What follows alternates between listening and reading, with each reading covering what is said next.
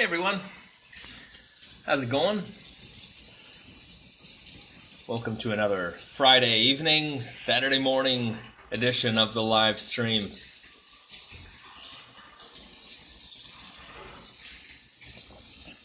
let the room populate here for a second.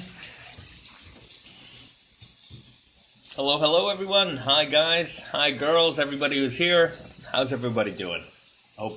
Did you win? What did you win? Was there a contest I wasn't aware of? Good morning. Yeah, it is a good morning. It's actually pretty sunny here today. It's been a little bit gloomy and gray cast and rainy the last couple of days. So yeah, I appreciate the sunshine being out. Batman collaboration. Did everybody see the video? Wearing my Forever Blue Super Guys. Great choice.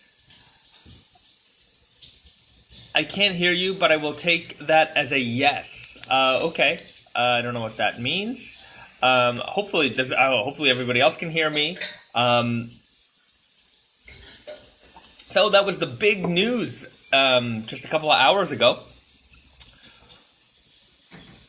We just launched the Batman. Well, we released the Batman teaser trailer for the new collection. So I hope everybody was able to see that. We have the video up on YouTube. We put it up on our Instagram feed here. We put that up a couple of hours ago. And I hope everybody liked it. I tried to, quickly show off the main details of all the jeans. Yeah, here was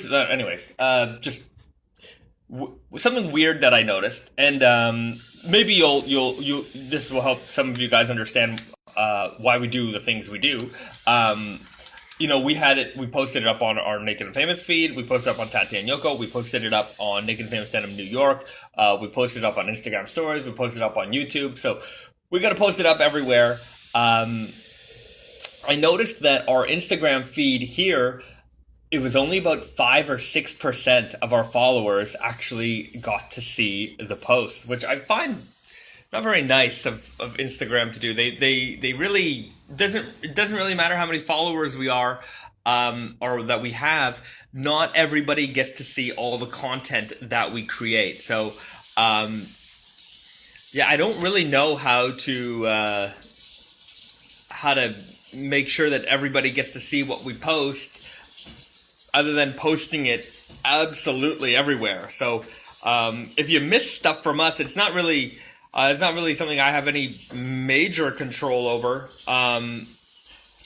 But yeah, that was I thought that was a little weird. We had a lot of comments on a video that did not get to be seen by a large number of our audience. But anyways, if you do follow us here, follow us on YouTube.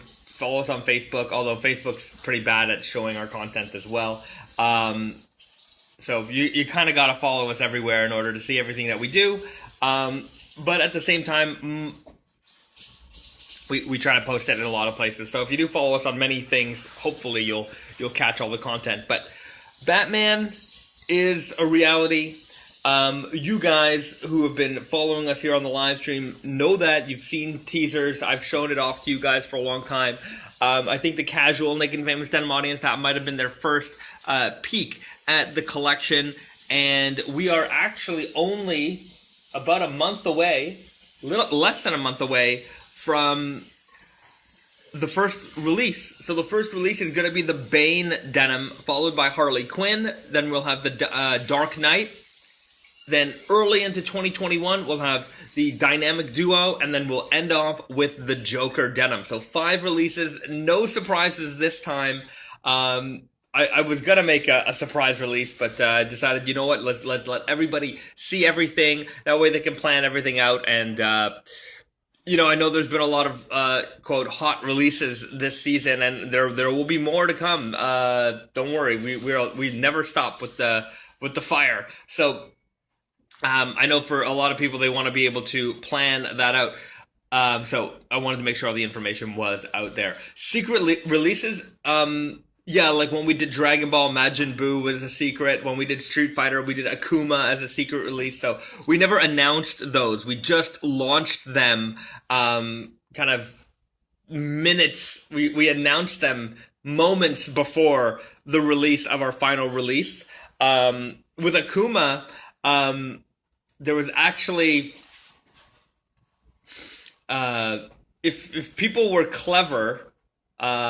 And some people were. I noticed on the forum. So we had for Street Fighter we had a teaser trailer and we had the trailer. And the teaser trailer, nobody caught the kind of Easter egg that we put in there. But at the end of the trailer, there was an Akuma sound, and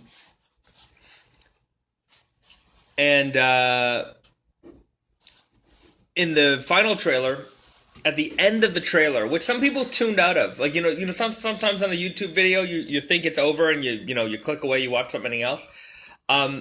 We did the Akuma code in Super Turbo, and I know not everybody. Our audience is, we have a pretty wide audience, and if you're my age, and you grew up in the arcades, and you grew up around Super Turbo in the arcades, then you knew that you had to put in a code to get Akuma. And so we put in the Akuma code, and I saw on Reddit, people were like, oh, wait, what the heck was that at the end? And then people figured it out. And so they were assuming an Akuma Gene was coming out. And then just moments before the release, we put up some information about it. So that got everyone excited. And, for a gene that was as limited as that one, the people who got it were very, very, very lucky.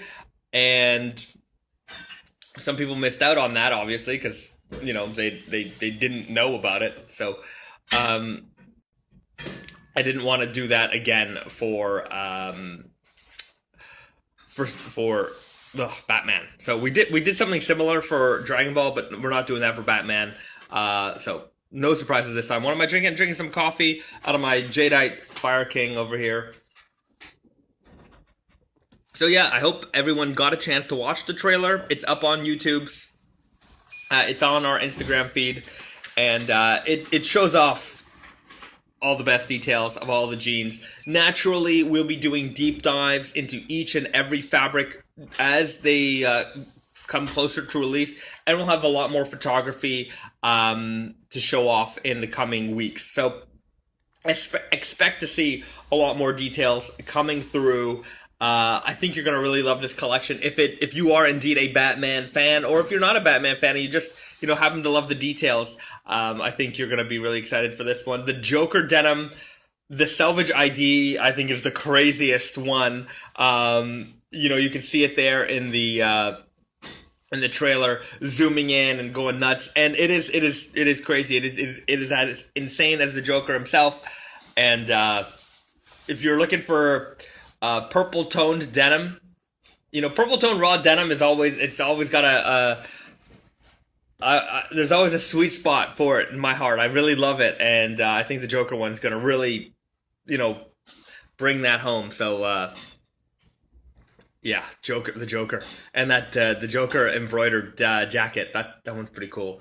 They're all pretty cool, but anyways, we're ending it off with the Joker. I think a lot of people are going to be looking for that one. The Batman trailer looked amazing. I'm glad you liked it. It's my limited video editing skills. That's kind of what I put together. I don't know. I was not sure how to. I'm not that creative when it comes to video editing. I'm a paint by the numbers kind of guy, and I'm like, okay, I'm gonna do this, and then I just ran with it. But I'm learning. I'm watching a lot of tutorial videos on just on how to put videos together, doing nice transitions and things like that. Konnichiwa. So the other thing is like I didn't shoot that video. I didn't shoot the video because I don't have the samples here. So the guys back at HQ did that for me. And when we're shooting video, I can think of the kind of transitions that I want to do, but if I'm not the creator of the content, it's a little bit harder, and I just don't have that many video editing skills yet. And but I'm sure you'll see it as we start to put out more and more videos as we're doing, that the stuff will get better. Anyways, it'll take time, as anything.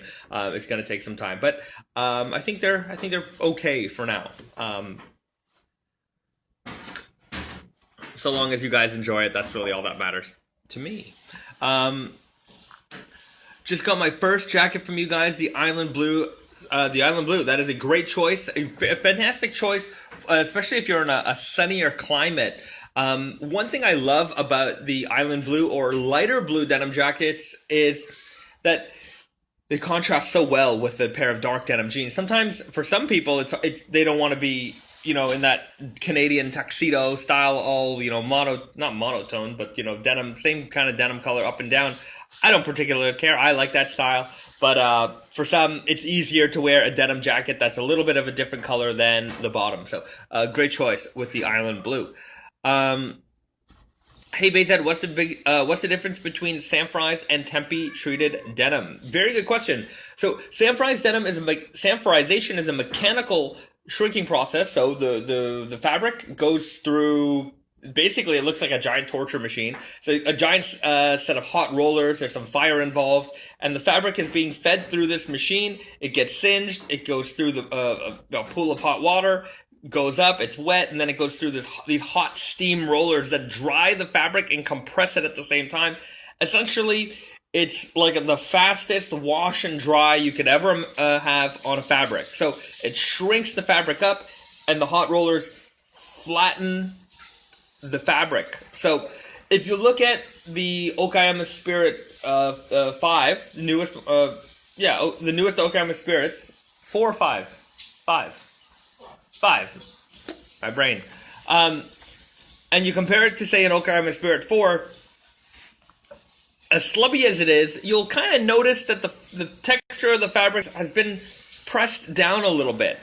I can notice these things, and I'm sure with a keen eye you'll notice these things as well.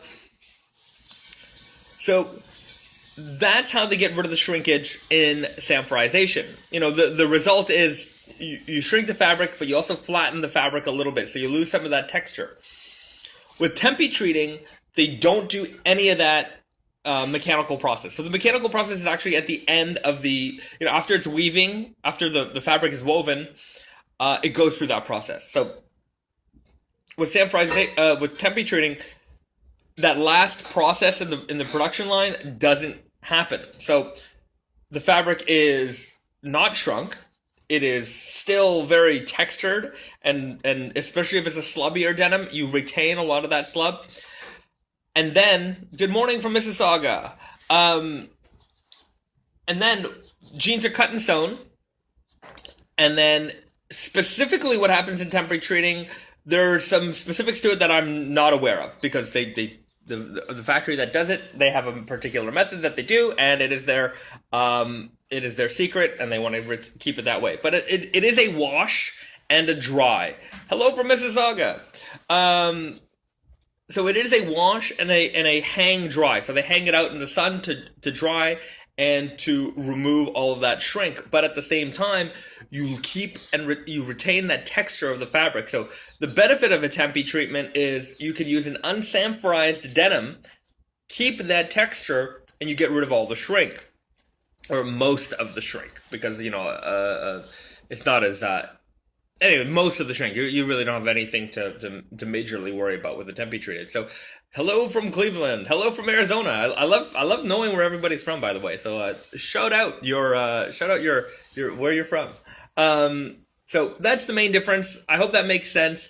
I guess the major difficulty with Tempe treating is just the fact that you have to basically soak a garment, hang it, dry it, and then package everything. Whereas in a normal production line, the fabric is already shrunk. You don't have to worry about that. So at the end of the production line, when sewing, you press and you fold and you package everything up. So it's easier to sanforize the denim than it is to Tempe treat it, because after cut, make, sew, you got to send it out to be washed and soaked and dried and then brought back and then packaged. So it's an extra bunch of steps. And for the MIJ stuff, I think it's totally worth it. In Canada, we don't have. In fact, even in Japan, it's a little difficult because it all depends on the season when you're able to do that stuff. It's not like you can do a hang dry outside during rainy season. In Canada, we're frozen half the year, more than half the year, so it's hard to do a Tempe, in Canada, because especially where we're from, because you can't hang dry stuff half the year. So it's not so easy. All right. Hello from New Jersey, home of the Toxic Avenger. Hello from Texas. Howdy from Texas. Oregon. Where else? Where else? Holland. Very nice. Arizona, Cleveland. Everyone from everywhere. It's fantastic. Niagara region. Fantastic. I haven't been. Well, that was the last time I've been to Niagara Falls. It's been a while. Used to go to the casinos up there with my buddy Steve, kind of over the holiday seasons. Um, yeah, good old Niagara. Um, you know, it's funny. I think every Canadian, everybody goes to Niagara Falls. It's just one of those things. I guess you got to see. Bally, Hamilton, Ontario, fantastic. Hello from the pizza capital of Ontario. Is there a pizza capital of Ontario? Where is the pizza capital of Ontario? I'd like to know. I love pizza. Um, one I would like to do some travel for pizza. Um, and I haven't done much of it, but one time, Ontario is in the house. One time on a trip from Montreal to Toronto, and if anybody knows that trip, it's basically one long ride on the 401. So it's one straight highway for like 99% of the time.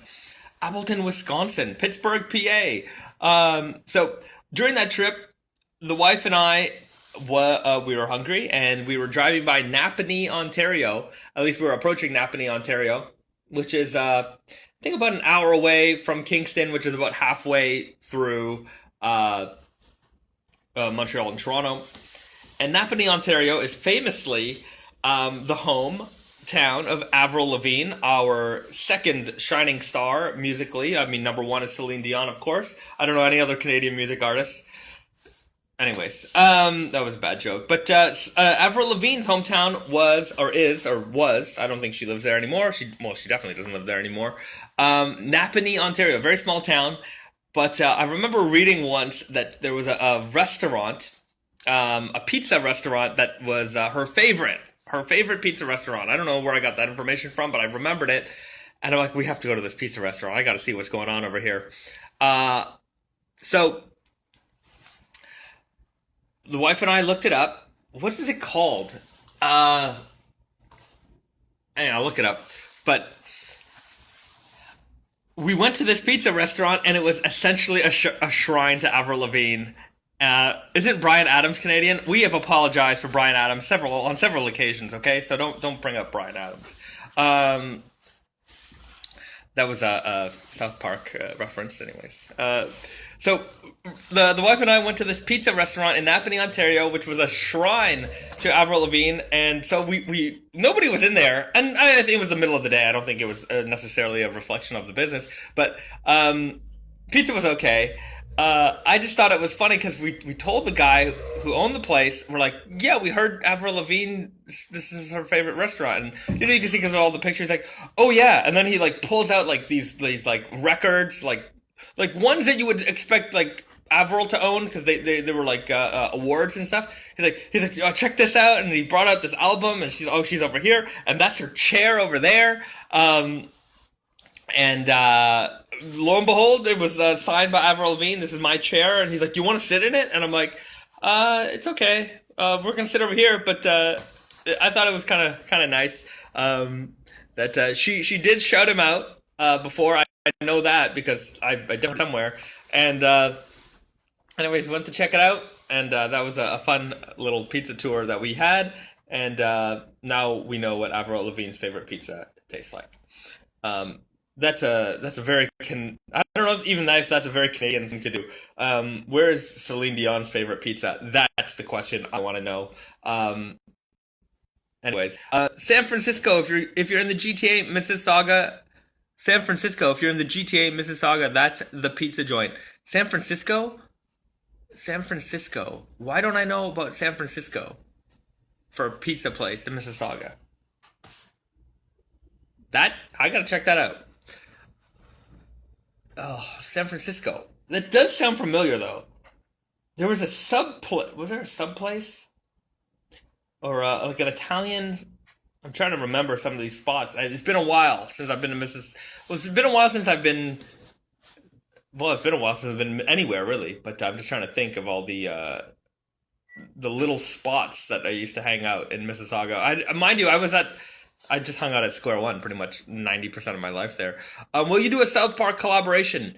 I don't know. That would be fun. I would love to do a South Park collaboration. Sounds like he made things complicated. Oh yeah.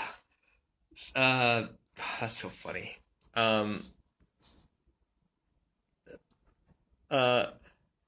Avril number 2. Avril is number 2. You know what? You're never gonna beat Celine Dion is the queen of Canada. She's an incredible woman, and I salute Celine Dion. I'm not even joking. I do enjoy Celine Dion. Every now and then I get into a Celine Dion mood, and I just got to put on that Celine Dion playlist on the Spotify. Windsor is across from Detroit. That is true. All right. Howdy from Texas. Anyways, I hope. What's going on? When is the Batman collection being released? Sorry if I missed it. So, the Batman collection, it will be released in stages. Each release will have its own release date. If you go over to nakedandfamousdenim.com, go to the blog section, the news section, you will see a release schedule. So I've got every release scheduled out. It starts with Bane on November 20th. So about a month away, we'll have the Bane. A week later, it'll follow up with Harley Quinn. Then right before Christmas, I think December the 18th, we've got the Dark Knight. Mid-January, I believe, January the 18th, we will have the Dynamic Duo, followed with Joker on February 25th. I believe those are the right dates. Anyways, check out the website. Check out nakedandfamousdenim.com for the release schedule there.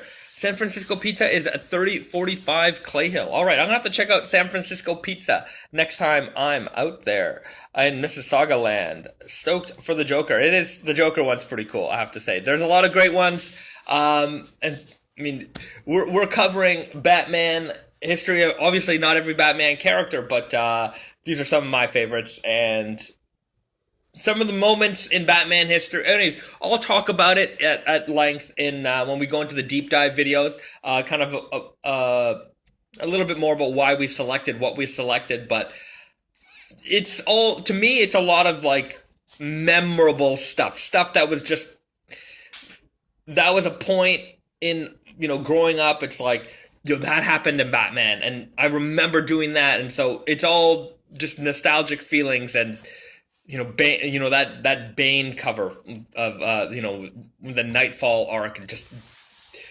I remember that time in comic books where Superman's dead, Batman's back is broken. Like, what the heck is going on?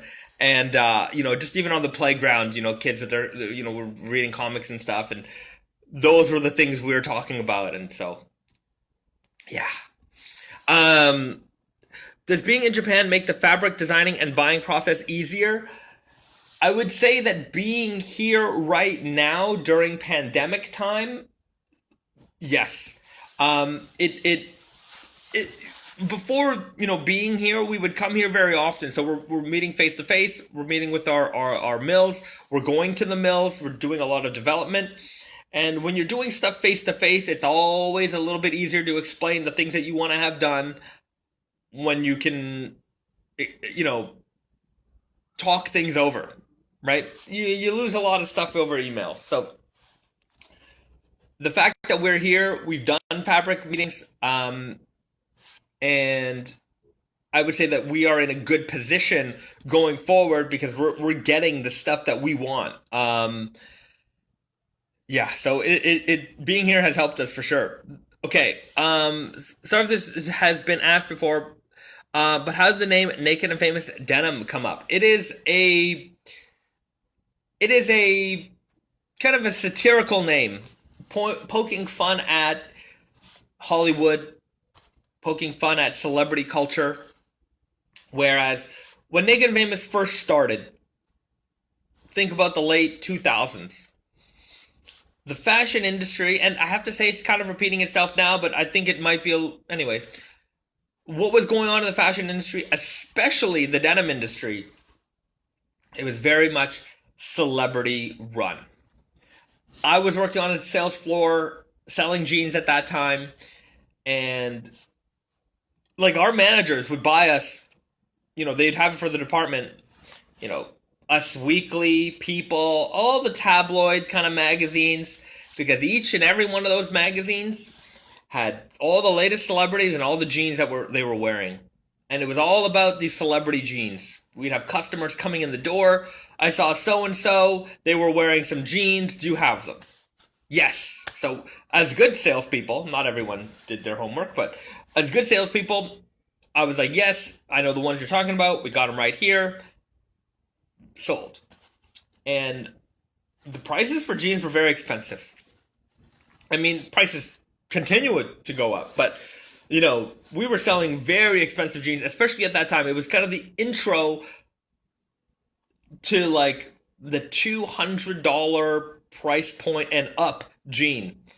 We didn't have that before. I'm sure maybe in like super high end luxury designer land that stuff existed, but like the denim brand, not apple bottom kind, but that kind of came in. So apple bottom kind of came in as like they weren't a price point product. I'm talking about brands like True Religion, Rock and Republic, Antique Denim, Seven for All Mankind, Citizens of Humanity. Those were, many of those don't exist anymore. Some of them do. J Brands, Hudson Jeans. So very commercial stuff, very, very high price point, and very celebrity driven. We were getting, when our reps from those brands would come in, they would have a binder of like, here's all the celebrities that wore the brand. And I mean, that was the way jeans were selling. It was crazy. And it was especially crazy because a lot of the time you could have a really subpar product and it didn't matter. People came in and it just, all that mattered was so-and-so was wearing it and sold. Not everybody, some people cared about what they were buying, but a lot of what was coming in was that. So here we're in an era where we had all these celebrity driven products and you had these kind of, not everybody, but you had a bunch of really low quality product, especially for the price. And then, Naked and Famous came in and was like, we're going to do literally the opposite. We're not going to do any of this celebrity giveaway stuff. We're going to use the best quality fabric. We're going to make everything at home. And we're going to have it out for the best price. What a concept. So the name, the logo, it was kind of designed to poke fun at the celebrity obsessed culture that we were in. And that we're still in. Let's not, don't get me wrong. I mean, we're still in it. So that's where the name came from. That's where the logo came from. So anyways, that's the story of the Naked and Famous Denim name and logo. I hope I didn't miss anything, but that's pretty much it. It's a satire on our world today. So we've still, we don't send out jeans to celebrities. We don't do any of that. I don't put out images that saying so and so and so and so. The only time ever was Dan Aykroyd from Ghostbusters, but he's the creator of Ghostbusters, so that's a little bit different. He has our denim jacket. That's fantastic. He signed a denim jacket for us, which was very kind of him, and we have it up in the office. So that's a very special Ghostbusters piece from Dan Aykroyd himself. But the only other time I posted up a celebrity picture was a GQ magazine cover. And on the Naked and Famous Denim website, we used to put up, like, if we were in a magazine. So if you could see in, Details magazine or GQ or whatever it was, we would have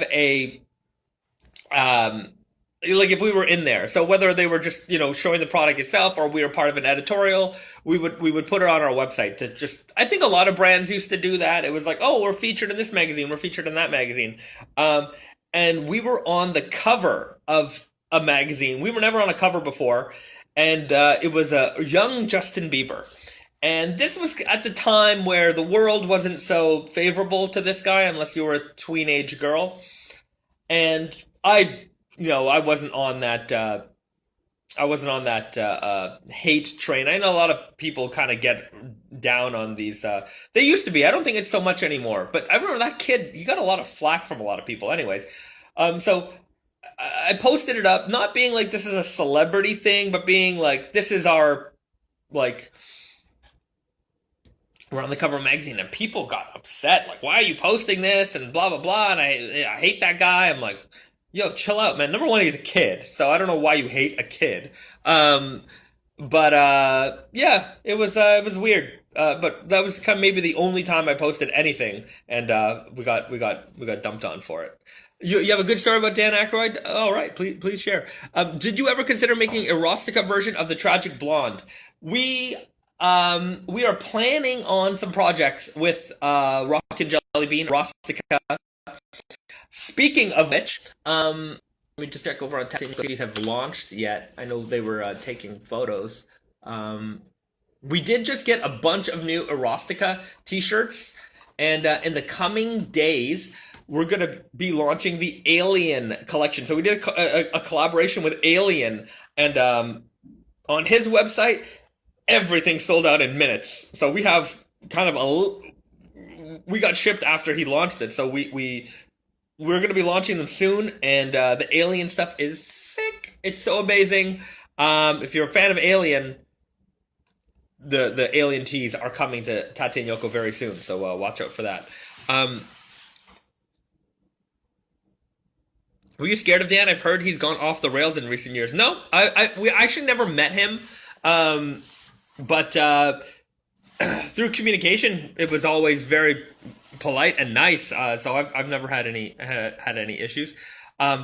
He's Canadian, and we support our talent. Absolutely. I've never ragged on any Canadian talent. I mean, people rag. That's the thing about Canadians, I find, is that we're very critical of our own people for some reason, until they're famous somewhere else.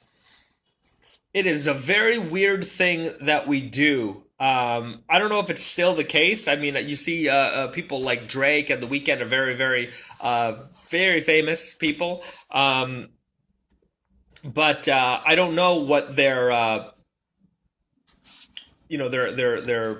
rise was like. I remember watching. Whenever I see Drake, I just see Wheelchair Jimmy from Degrassi. I mean, I love Degrassi just throughout the history. So I was always like, oh, the Degrassi kid's rapping now. That's cool. Good for him. Anyways, now he's one of the biggest stars in the world, and homegrown Canadian talent. So that's pretty amazing stuff. I have to say that it's even with Naked and Famous Denim, it took a while for us to get. I have to say that we have a lot of great Canadian support. Our Canadian support, the supporters we have at retail in Canada have been the best. Absolutely the best. For the most part, everybody who's carrying the product today has been carrying the product for 10 years. They've never stopped. They've always supported us. And then you've got our, like, here's the weird thing. You've got, we've never got much Canadian major, like, press. Sharp magazine, I would say, is the only, it's our a Canadian menswear magazine. They've given us a lot of love over the years. But, like, programs like Fashion Television, or even like our homegrown department stores, they've never given us, with the exception of like Holt Renfrew early on, but we haven't been in Holt Renfrew for years, and like it's kind of a shame. They don't. It's a shame when your own major retailers won't even like answer your calls, and Nordstrom, other American companies, and they're like, we want it, we're gonna put it in our stores, we're gonna put it in Canada. And it's like, it's so like, they see the value of Canadian product in their Canadian stores. And then, like, I used to work at Holt Renfrew, and I've when we were in there, the relationships were great. But I just don't know why, and I know a lot of other Canadian brands that are great on our level, making incredible stuff. And they're like, yeah, no, they never answer me. They never, I can't even get a meeting. And it's like, I wonder why that is. I don't get it. Even there's a lot of these companies that, like, we're proud Canadian companies, and they're not supporting their local talent. And when they do, they'll roll out, like, Canada Goose, or I'm not going to name the other names of these brands, but they're pretty famous brands, and they're already established, huge. And aside from Canada Goose, which is probably the only one making their stuff in Canada out of some of the product they carry, none of it's, very little of it's made in Canada, supporting Canada. So it's just weird, like, the fact that we've been around for so long and we just don't get the press coverage locally that we, I don't think that anyone is entitled to coverage. Don't get me wrong. But if you're a journalist and you're writing about Canadian fashion, as we do have several Canadian fashion magazines, like, where's the love? I don't get why you would be in that. I mean, I get it. If you're a magazine writer, you're writing for whoever's paying for your advertisements. That is the truth. That is the way things work. So, I'm going to go down a rant of fake news. But, I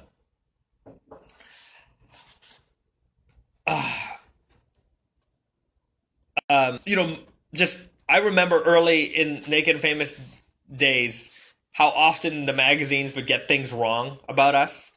The ones that would write about us, mostly American magazines. Not mostly, I'm always gonna say it. Sharp magazine, Canadian magazine, they've always supported us, gave us love. I'm not talking about Sharp magazine when I talk about Canadian publications or media or things like that. So, dude, but so often they get things wrong, and I'm like, wow, this is a pretty easy thing to not get wrong, with the stuff that they're getting wrong, like who I am. I would be the owner. I'm like, I'm not the owner. I don't own the company. Or like, we'd be from Vancouver. I'm like, we are not from Vancouver. And you'd think, okay, imagine a real difficult topic, like, international politics or war. Imagine how much they get wrong. So that was my eye-opening to the fake news media. But it's not, anyways. Don't read it. Don't believe everything you read. That's my motto. And do your research. But yeah, it's weird. Canadians don't give Canadians, very often we don't give each other the love and respect that we should give each other. And it's very often that once you take a look somewhere else, oh my gosh, it's popular in America. Okay, I need it. And I'm going to say that, like, even at Holt Renfrew, it was like, oh, you're at Barney's? Okay, well, if they think it's good, I'm like, well, what about you? What do you think is good? You're in charge. And I don't want to rag too much because, those original, the people who brought us in at the start, they were very kind and very supportive of us. But over the years, it just went, those relationships dissolved to nothing. I mean, a lot of people change, but the early days were good, but just, support recently for Canadian stuff, I have no idea. Anyways, bad rant. I just think that I'm just trying to summarize why I think we need to support each other a little bit more than we do and not have to wait for someone else to co-sign on our talent and skill. I mean, I hate to say it, but it's the same thing with oftentimes it's the same thing with our music industry and our film industry and our actors and actresses. It's like, oh, once you're big somewhere else, now we're gonna love you. We're gonna put you on all of our stuff, and it's like, where were you before? It's so disingenuous. I don't know. Anyways, I'm just complaining, I guess. Sorry to complain. I don't want to complain. Don't believe everything he is saying. Who, me? What did I say that's wrong? Let me know. Okay, I've missed a bunch of questions on that rant. Canada Goose isn't Canadian anymore. Is it made elsewhere, not Canadian owned? Maybe I'm misinformed. I'm not sure about the ownership. I'm pretty sure it's Canadian owned. And they are made in Canada. They actually opened a factory up down the street from us in Montreal. So they are very much made in Canada. I know that for a fact. As a Canadian, I might say we're kind of lazy, like to shop at one store and then go home. I don't know if that's necessarily true. I think that's not particularly a Canadian trait. I think that's a lot of us develop these. This is my store. This is where I shop. Here in Japan, me and my wife, we go to the same places like all the time because they're the places that we know, whether it's the same restaurants or the same shops or the same, shopping areas. Once you kind of form habits in the places you like to go and they have the stuff that you need, you kind of end up going there. Every now and then you branch out, but I think most people are creatures of habit. All right. Your true fans will get your product. You do not need Holt Renfrew. No, we don't. Or a big store. We don't need them. Like, don't get me wrong. Since the days we were being carried there, our sales have skyrocketed. So they weren't making or breaking us. I just feel that as a Canadian retailer and as, that it is odd how little Canadian product they carry. If you're I'm not, this is a weird example, but, it would be like a French retailer being like, oh, we don't want to carry French stuff. That local stuff's no good. I'm like, it doesn't make much sense. If France obviously is fashion capital of the world, so you're going to want to carry French stuff. But, you can't carry every French thing because I'm sure there's a lot of French brands that are they're good, but they're not, you have a lot of competition there. But in Canada, we're small. There's not that much stuff. And especially for good, like really high quality stuff, there's a handful of us. And it seems weird that it's not represented in more ways. And I mean, this is why a lot of us, kind of in our realm, we have our own stores. We do our own thing. Like you said, we don't need them. We certainly don't need them. In the respect that it's going to make or break us, but just it feels weird to have a store that is highlighted as this is the Canadian fashion retail, giant, we're carrying all the premium stuff, and yet there's little presence of the hometown team, and the only way it's going to happen is if the hometown team is not only good but also it has to be it has to be co-signed somewhere else before they're. I feel this is my feelings. This is that they're going to touch it, and it's weird. It's weird that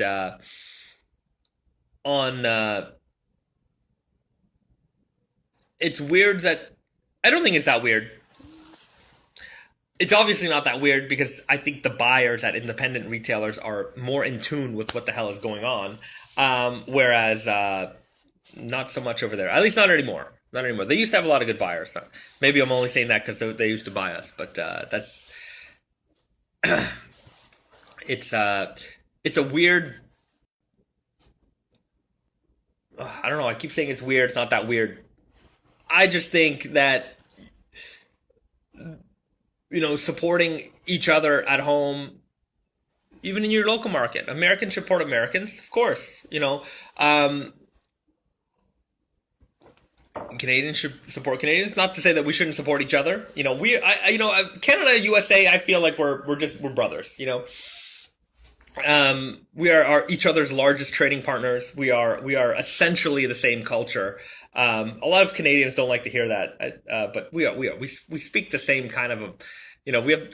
Even it's funny because our accents depend. Even maybe aside from the French Canadian accent, but we talk the same. We eat the same food. We're the same people. We watch the same TV and movies. There's not a lot of differences between. We celebrate the same holidays. Maybe on different days. Thanksgiving is we celebrate it on a different day, but it's the same holiday. So it's not like we are dramatically different in terms of our culture. We wear the same fashion styles. We're the same. We're the same people, guys. We're the same people. Have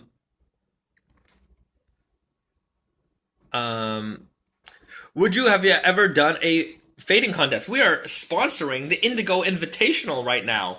So you better check it out, although it is a little too late to register. And we are the Selvage Foundation, making a famous denim team in the Indigo Invitational. We're going to rock that contest. We are rocking that contest. I have to post photos. I've just been lazy. Sorry about that, guys. I'm not lazy. I've actually been the opposite of lazy. I've been extremely busy. I don't, last week I was saying on this live stream, it feels like 10 minutes since the live stream before. It feels like 5 minutes since that last live stream.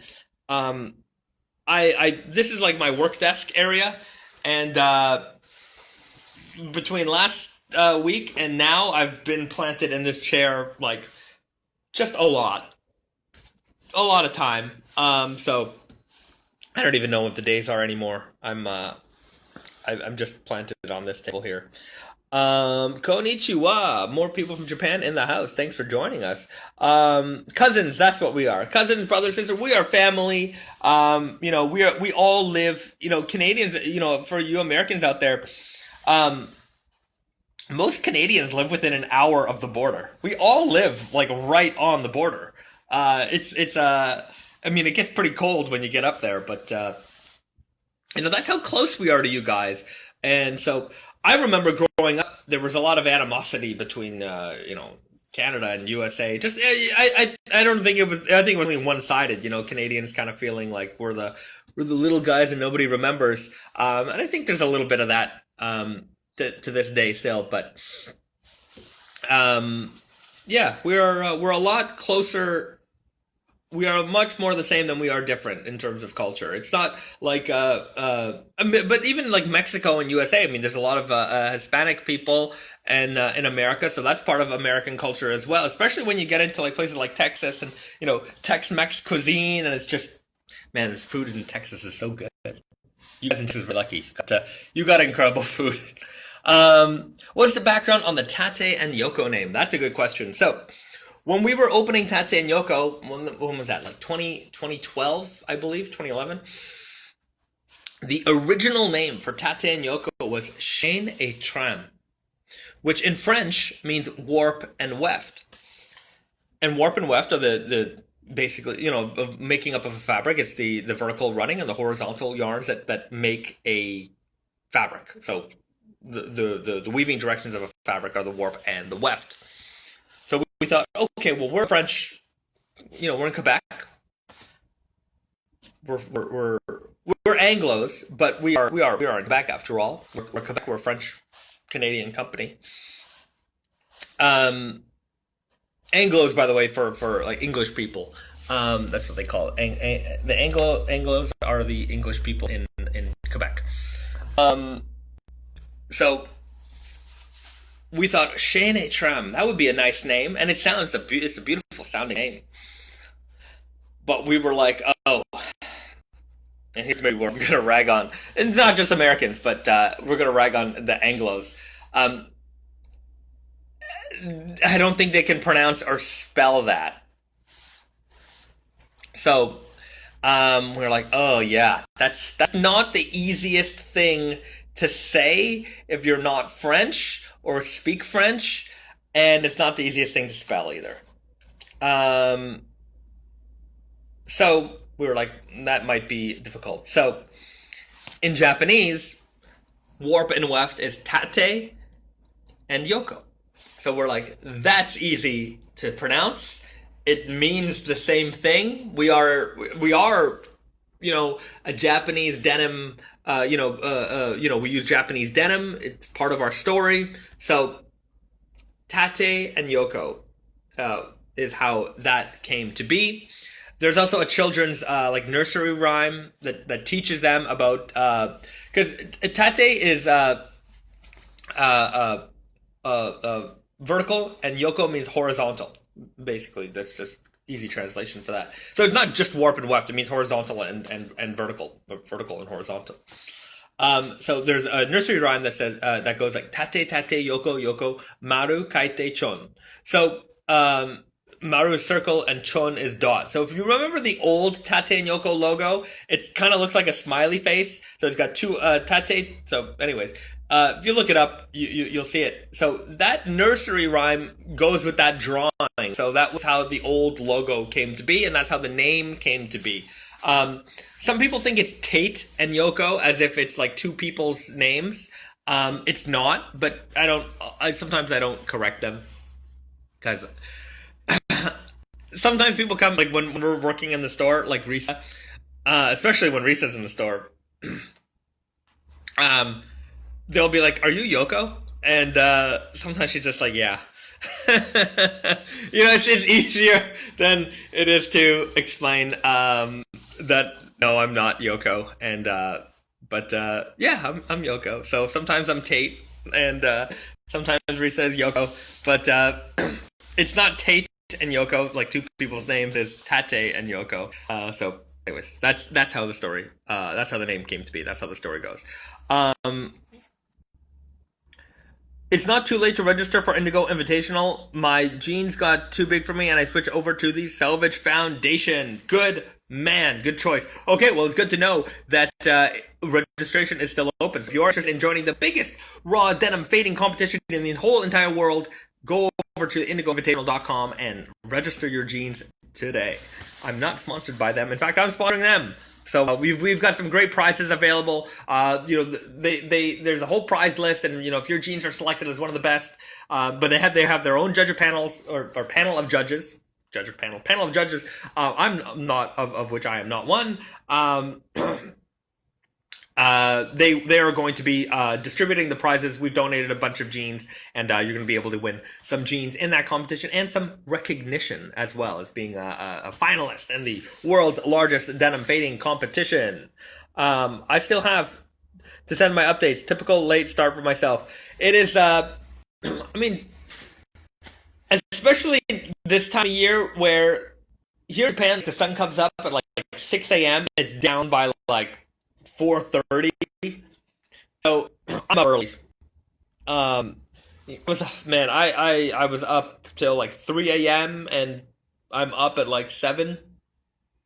So I don't sleep much. Yeah. But by the time, sometimes if you're not, shooting in the morning, the day goes by quick and the sun is gone, and I like shooting in natural light. It's hard to shoot in my apartment, but shooting in natural light, that's the way to go. And is this time of year, the sun is going down so early, it's hard to sometimes take good photos. Lord of Nep times Twisted Candy Weft Jacket. That'd be kind of fun. We are working on the Lord of Nep, King of Slub, Emperor of Slub combination. So that is coming soon. Hello from Texas. Groovy Guy update. Like the smaller boot cut Groovy Guy, no update on that yet. But I am back in Canada. I'm flying back on Wednesday. That is gonna be fun. I'm I have to say that I'm excited to travel. Um, the wife and I, we went to Okinawa back in the summer. We went for a weekend. Domestic travel is okay here in Japan. Obviously, international travel is it's not it's not it's not it's still happening, but it's very restricted. And the fact that I have a residency here in Japan, not residency, but I have a visa for Japan to live here. Um, I'm a Canadian citizen, so I can go back and forth. My wife is the opposite, citizen here. She has residency status at in Canada, so she can travel back and forth. So we're going to Canada on Wednesday. We're gonna fly Air Canada, and man, it's gonna be a trip. I don't think that there's gonna be very many people on that flight.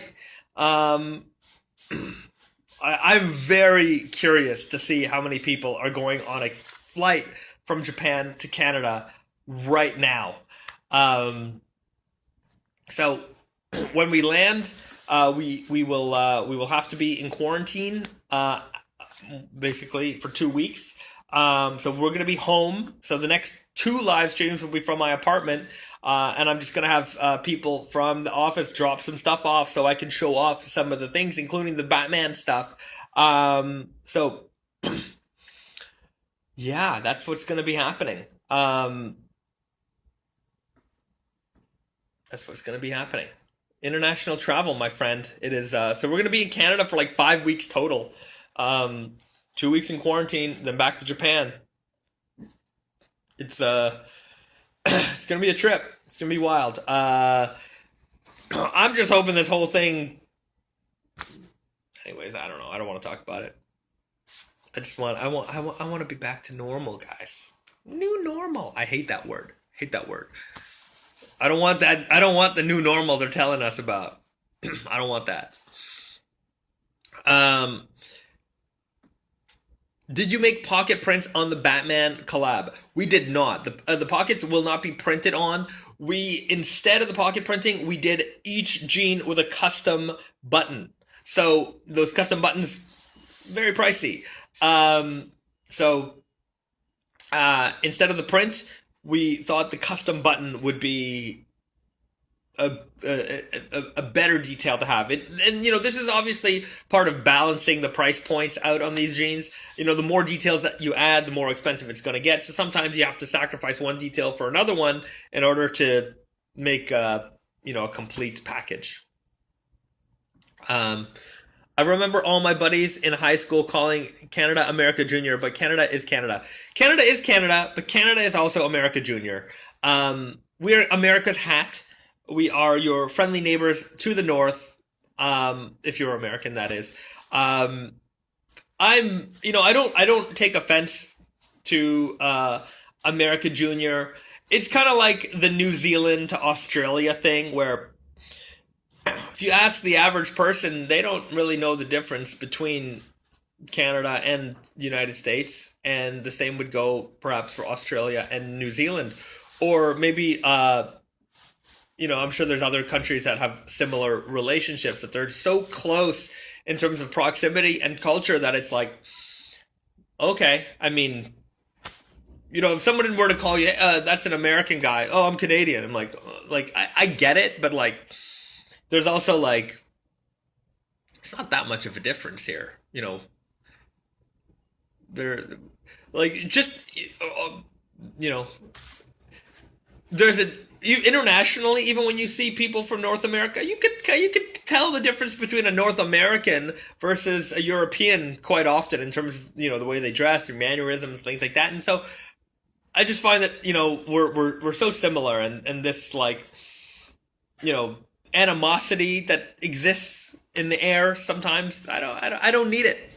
We're pals, So let's not be offended by one another. Doritos collab.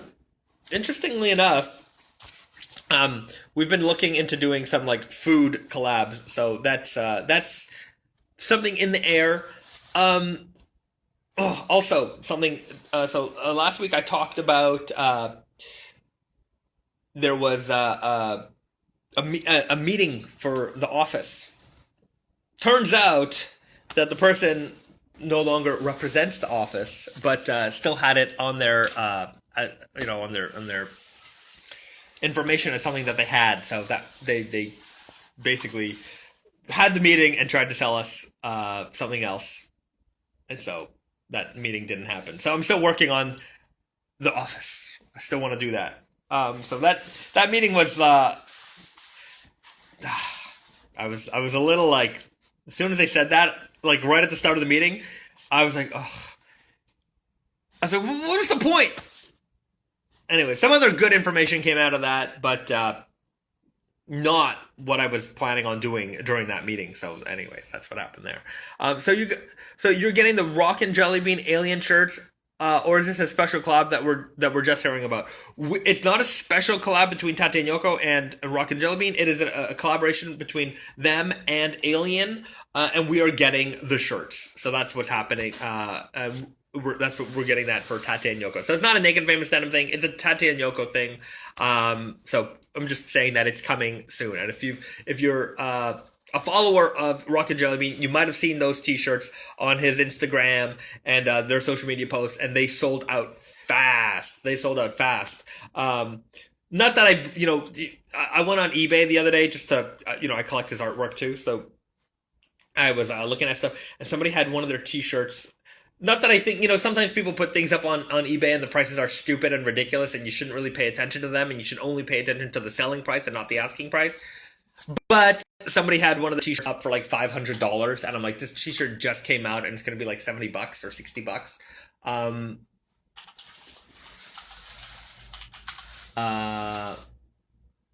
Let's see. Yeah, so, wow. Holy cow. Again, I don't believe, don't, and somebody's selling a bunch of bootleg T-shirts, so don't buy those. Wow. Anyways, these are that's one of the Alien T-shirts, if it would focus in. See, I don't know who's doing that, stupid. Somebody's asking $131 for that T-shirt. We still have it online at regular price. So somebody's trying to get on the resale game. This has been here for a few days. I don't think anyone's going to pay that much money for that. But the stuff goes fast. And if you're a collector of his art, like I am, that stuff goes fast. And some people buy it and put it immediately up on eBay for resale. In fact, a lot of the art print market, it's like that. And anyways, a lot of things are turning out to be that way these days. I don't know. It's not exactly ideal for the consumer. The number one people in Mexico who are not Mexicans are Americans. Oh, that's interesting to know. Got to get Mark Hamill a pair of the Jokers. Anyways, we'll if he wants to do some voice acting for us, maybe we can work something out. But you know what? Somebody wrote something about that on Reddit, and I wanted to respond because Mark Hamill also played Cock Knocker in Jay and Silent Bob Strike Back, and I think I love Kevin Smith. I love Jay and Silent Bob. I love really that Kevin Smith universe. One of my favorite movies is Mallrats because I was indeed a mall rat, a super giant mall rat. And anyways, I'm pretty sure I have all the Kevin Smith movies. A friend of mine is pals with Kevin Smith, and he's actually getting me my copy of Mallrats signed, which is going to be very nice. Speaking earlier, I was talking about Degrassi, but in Mallrats, Shannon Dorothy, who was in that movie, was wearing a Degrassi High or Degrassi Junior High varsity jacket, and I thought that was really, really cool, and I really want a Degrassi varsity jacket, and I saw one on eBay a while ago, and it was somebody else bought it, but it was I think it was from the actual production.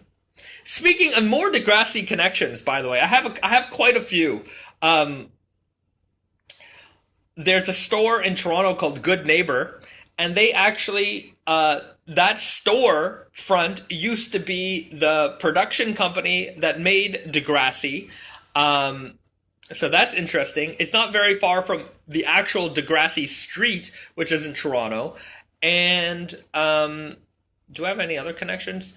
Uh, no, just some of the kids from the show used to shop at Whole Renfrew when I worked there. So I remember those kids walking through and shopping. I've helped some of them, including a young Aubrey Graham. I remember him coming to the Whole Renfrew downtown when I was working there.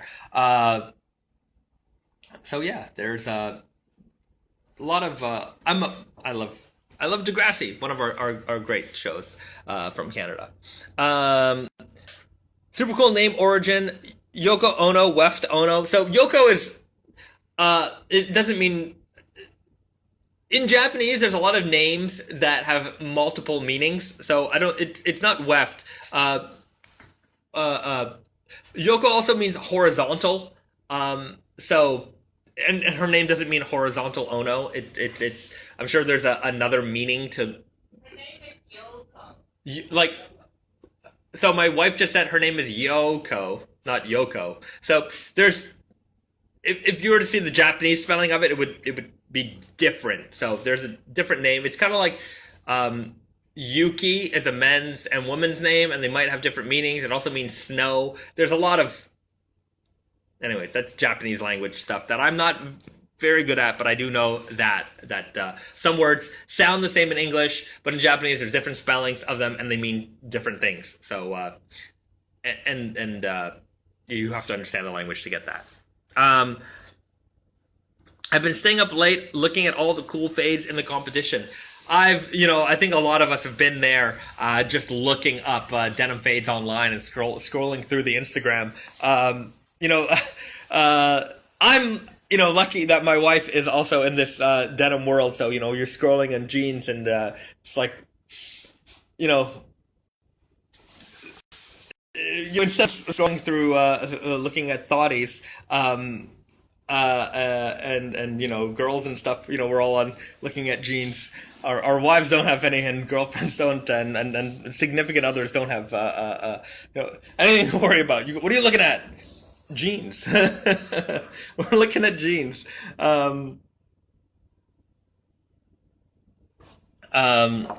Yoko has a lot of meanings in Japanese. Who knows which one Yoko Ono was named for? That's right. I'm not sure which one she was named for, but it does have a lot of meanings.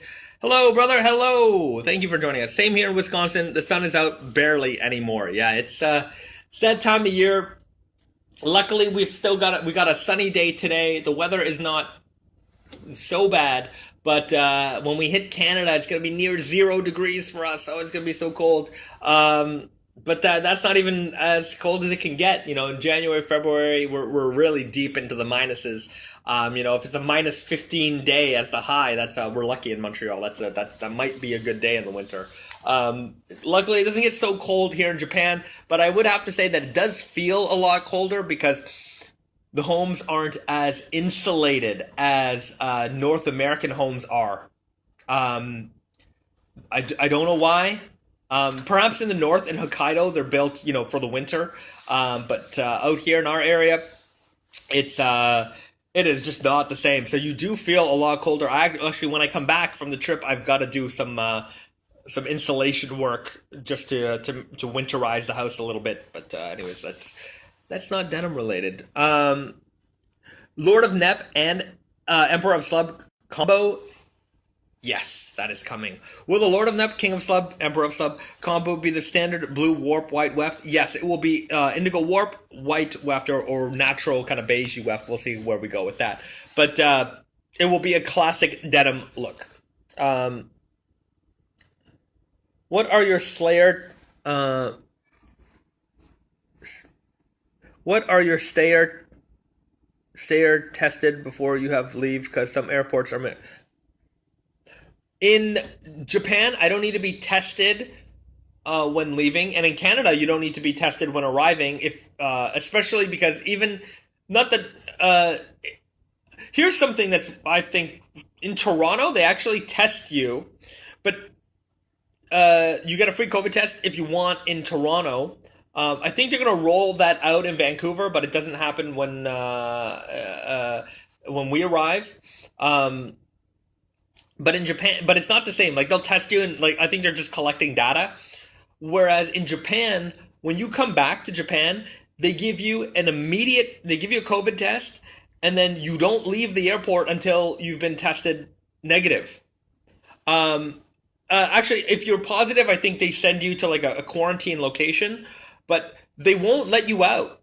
So they test everybody that comes back into the country, and I've been reading stuff where it's like it takes about 2 or 3 hours to get out of the airport. So you arrive, they take you to an area, they test you, you wait there for your results, and then they let you out. They won't let you take public transit, so you have to arrange a ride to wherever the heck it is that you're going, and then you're required to quarantine, but the quarantine restriction is basically don't take public transit. So if you're in a car, you go to the grocery store, kind of stuff is okay. Obviously, mask and hand sanitization, all that stuff is you got to do it.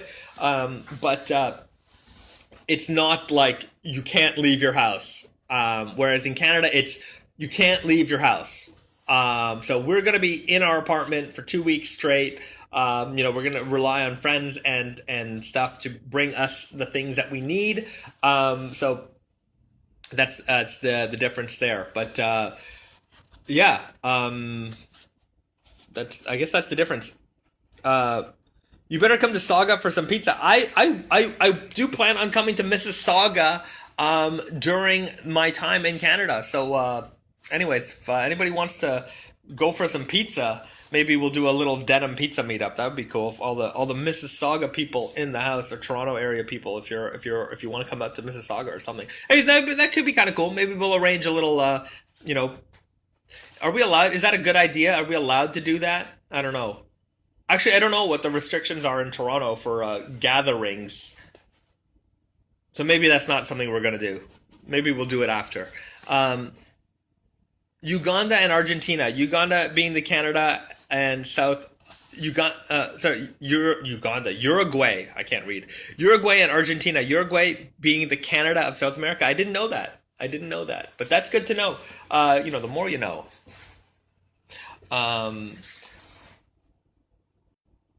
Wouldn't we be called Europe Junior? Who's Europe Junior? Canada? Canada's not Europe Junior. Um, Batman Collection. That's right. America plus Canada equals friends forever. That is right. Bro fists to my American comrades, my friends, my. I love you guys. You guys are such good people. I'm a big fan. Cool Ranch Selvage. That if we did a Doritos collab, it's gonna be crazy. It's gonna be crazy. Um, Reboot was great. Reboot, the Canadian show Reboot. That was a fun show. If anybody's ever I've recently watched Reboot, and it's like there's a charm to the early CG, during that time as CG was getting better, you'd look back at the old stuff and be like, ugh. But now you look at it with a different set of eyes, and it has its own charm. Question about gene maintenance as a recent transplant to the Upper East Coast. Okay, well, ask away, Mr. Tuxedo Cat Eats Mice. Nice to see you here. I'd love if you made a Black Warp Indigo Weft Slubby Gene. Black Warp Indigo Weft Slubby Gene. Okay, we will get on that at some point. Bezad, much love from City Workshop, New Jersey. Thank you very much for joining. I miss you guys at City Workshop. You guys are fantastic people. Man, it's I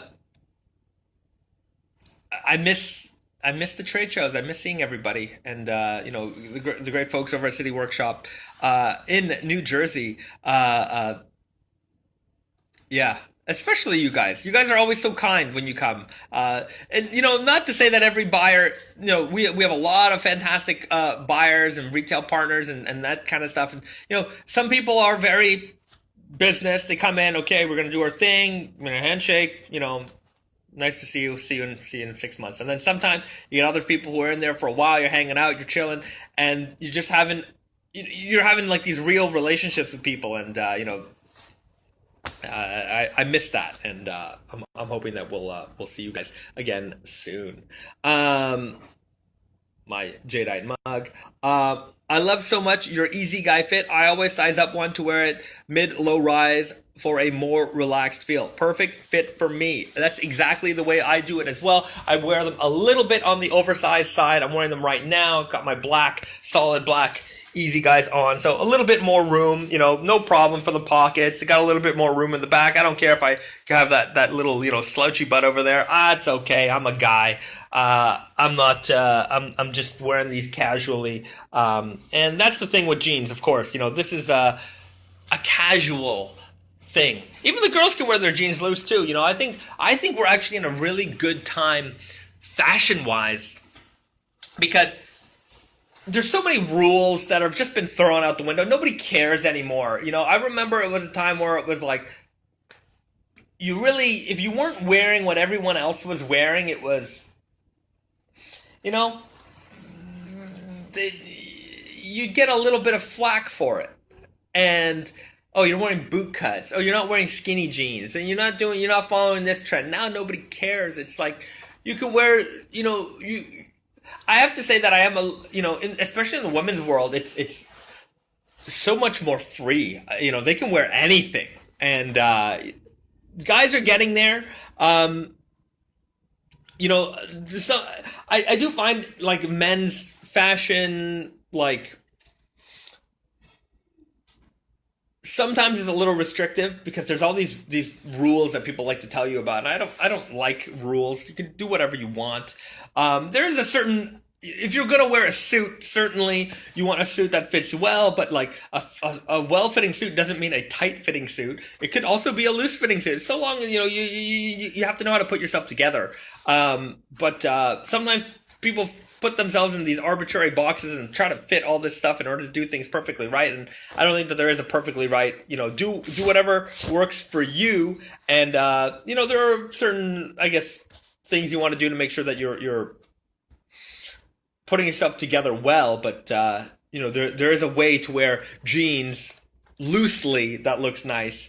And there's a way to wear jeans that are fitted nice. And neither one is correct in the sense that you should be wearing jeans fitted. That's how jeans should fit. No, jeans can fit many different ways, and here's how you can wear jeans a little bit looser that still look good on your body, or how to wear loose jeans properly for your body versus how to wear a slim fitting jean for your body, instead of being like your body should only wear this type of fit. Because if you look at the fashion, like the women's fashion world, I was watching some videos last night on like women's denim fits basically. And in this one video, this girl was wearing so many different. She was wearing slim, loose, baggy, high rise, and there's just so many options. There's nobody there to tell that person, or that person was not putting it out of the air that there's only one way to do this thing. It was one body type. Here's all the different ways to wear jeans, and I was like, that's great. That's great messaging. Whereas sometimes I feel guys are very much like, you should wear your jeans just like this. Here's how your jeans should fit, and it's like, no, you could wear them so many different ways, and so there isn't one way to do anything. There's many ways to do things, but there are ways to do those many things better than not. Better than not? I don't know if that's the right word to use, but I don't know. That's me losing myself on a rant again. You're allowed to get groceries, I think. No, I am not. I am not allowed to leave the house. Yeah, in the restrictions in Canada for your quarantine are very strict, and they come with some hefty fines, up to $750,000 in fines, and up to 6 months in jail if I break my quarantine. So that's pretty life devastating. So I'm not going to play with that fire. I've read the rules. And I'm going to double confirm the rules when I get to Canada and I talk to the agents there.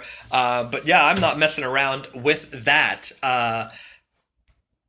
So yeah, $750,000 in fines.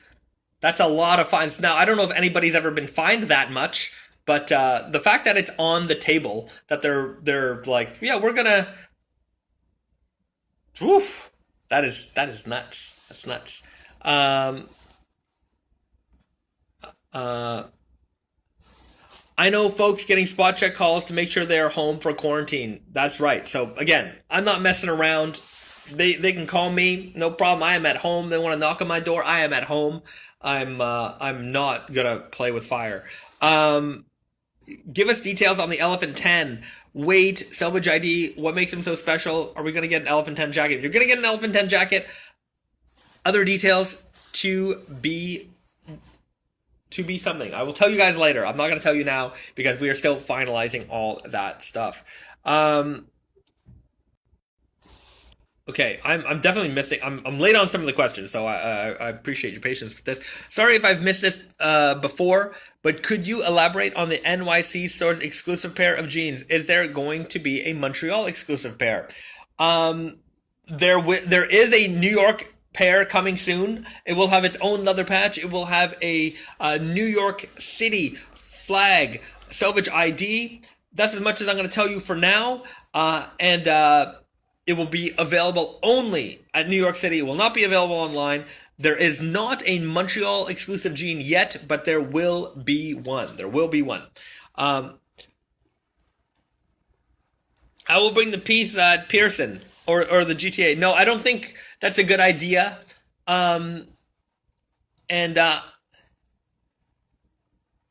Yeah, let's wait until we're allowed to do. I gotta read the rules. I want to follow the rules when I'm in Canada when it comes to meeting people and hanging out.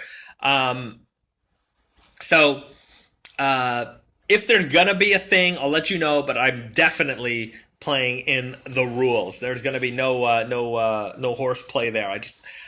I don't want to mess with the government, and yeah, I don't want to get anyone in trouble. Every pair comes with a complimentary bag of Doritos. You would make millions. If we made like indigo Doritos, that would be fun. I meant Jay and Silent Bob reboot. I'm definitely late on some of these questions. I'm losing context here. Okay, I thought you were talking about the reboot of shows also. There is the Jay and Silent Bob reboot movie, which I haven't seen yet. I haven't seen it yet. I need to see it. Yeah, that's on my to watch list. Okay, you know what? I'm just gonna scroll down to the bottom because I feel like I'm a little bit late on some of these questions. And if I missed something, let me know. I'm not that late actually. Difference between the dirty fade and the spandex fade in Strong Guy. Okay, so the dirty fade is 100% cotton. It is a dark indigo denim. It's slightly warm in tone. It has a natural brown cotton warp yarn. So the warp yarn is a naturally warmish tone cotton that is covered in indigo. So when that denim fades, it becomes a little bit more browny looking. Whereas the natural indigo is using not the natural indigo, the stretch selvage Strong Guy that is 100%, not 100% cotton, it's a 98% cotton, 2% elastane denim. The cotton yarns are bleached, so when that denim fades, it will fade a little bit more whitish in tone, so not quite as dirty as the dirty fade, and it has that elastin, so the break-in time will be much easier. It's not quite as rigid as the dirty fade. When do you think the knives will be released? I'm thinking in the new year. Risa, what do you think? Yeah. In the new year, so like January, February? Probably. More like February. Risa says more like February, so she's dealing with the manufacturer here in Japan for the knives. So these will be ready around February.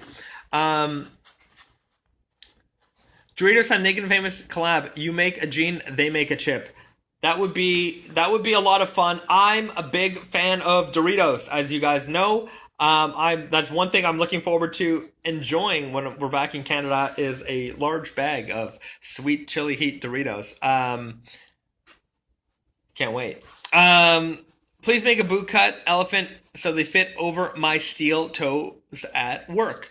I want to make a modern boot cut. The strong guy will fit over your boots. That is a good boot jean option if you are looking for that at the moment. And we did release some new strong guy options. Any plans on making a strong guy type fit for shirts for guys with broader shoulders? So a even more. Okay, here's a good question for you.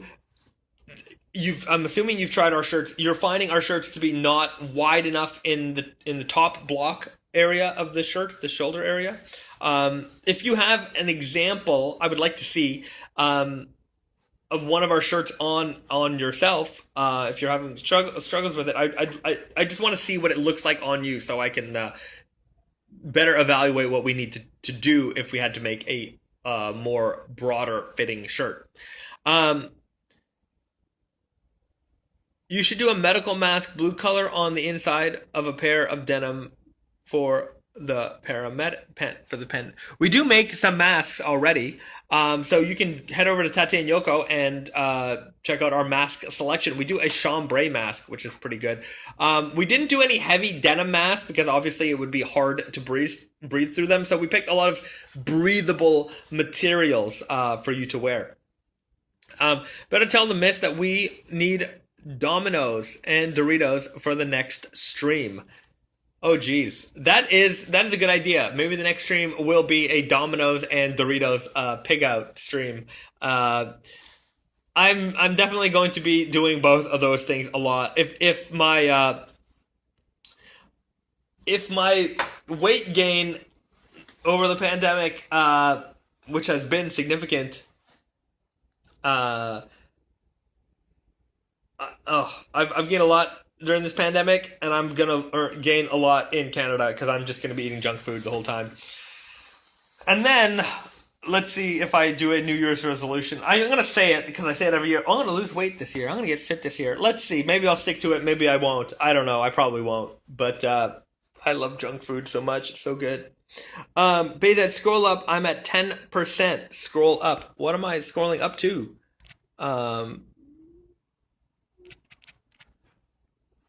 Did I miss something? I don't see what I missed. Oh, I just bought them at Soho in spring. That's store. You just bought them. What did you just buy? Oh wait, it's so hot and humid in the Hamptons. My jeans molded in the closet. Suck to wash them first season. How do you avoid this? How do you avoid the mold?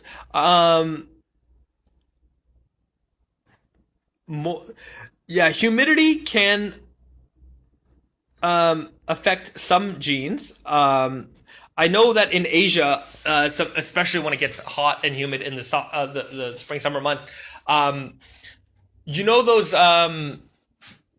dry packs that come with food sometimes?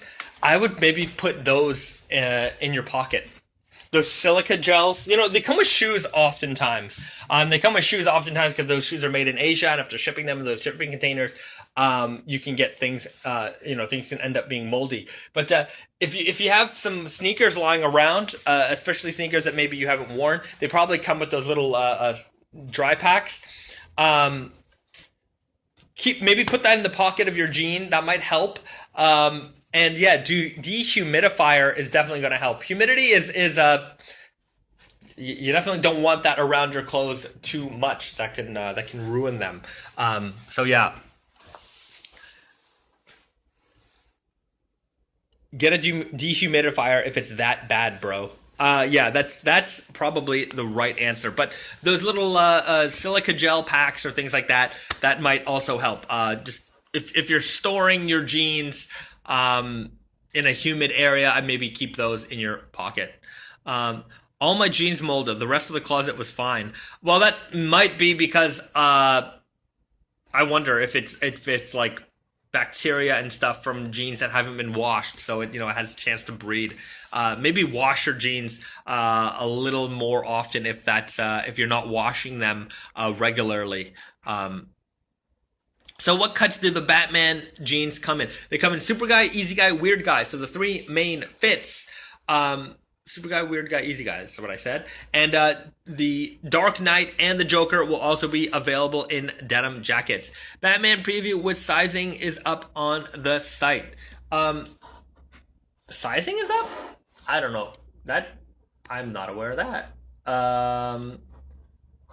That may not. I don't think that. I don't see sizing. Like the size charts aren't there because the production hasn't arrived yet. So the sizing is not there. Size availability is there. So if there's 27 to 44, pretty much in everything should be available. But if you're keen on something,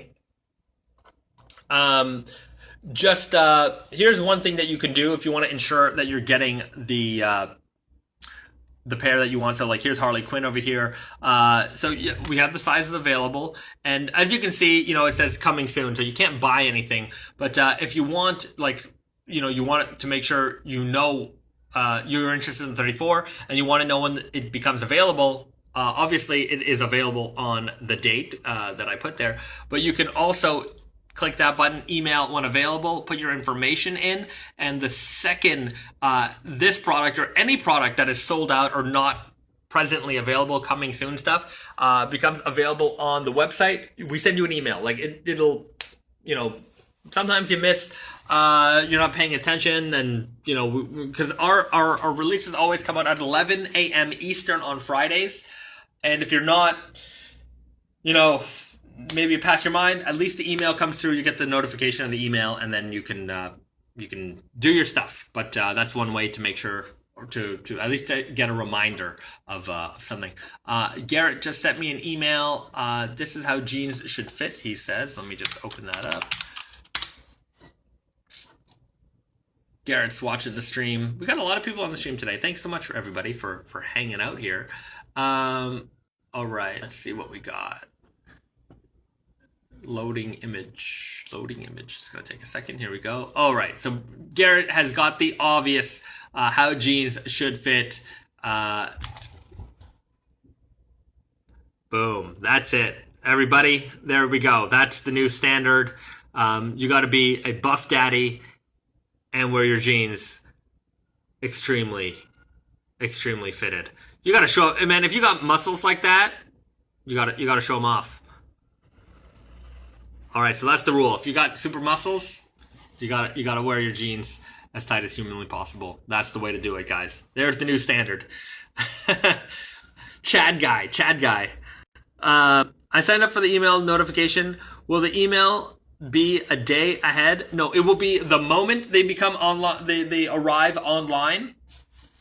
Or become available online, you get that email. We also send out an email from Tate and Yoko, so if you're not subscribed to the newsletter, that is something you should do, because that notification is different from the newsletter notification. That notification is specifically for the email notification email. But if you want to be part of our newsletter, you got to sign up for that as well. And our newsletter, that comes out a couple times a week, but whenever we do a release, it comes out like if we're doing a release at 11 a.m., that email gets sent out at 11 a.m. And of course, just the way emails work, especially when you're dealing with like mailing lists, it sometimes takes a minute or two for the email list to process all the emails. So you might get that email at 11:02, 11:03. So if you're really, really keen on getting the thing that you want, be on the website at 11. Or like moments before 11, and be on the product, be ready, just refresh that page. Our website's crashed before just from traffic, but it's not,